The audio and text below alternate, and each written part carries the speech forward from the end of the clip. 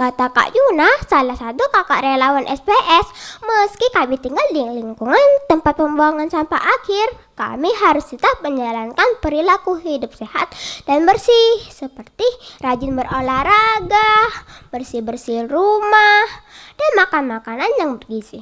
Apalagi di masa pandemi corona ini, dan juga menjalankan protokol kesehatan, yaitu 3M. Mencuci tangan menggunakan sabun, memakai masker, dan menjaga jarak aman. Di rumah, aku tinggal bersama ayah, ibu, dan juga adik. Ayahku bernama Doni Setiawan, bekerja sebagai sales.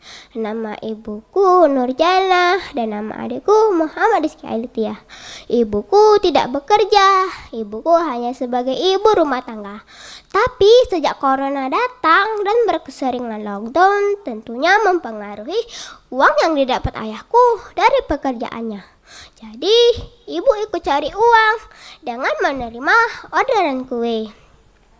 Aku jadi ingat pesan Kak Bah, salah satu kakak relawan SPS juga.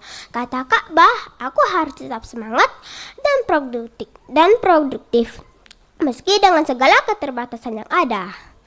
Jadi selama corona ini aku membantu ibu membuat kue pesanan orang, brownies, nastar, bolu cake, dan yang lainnya.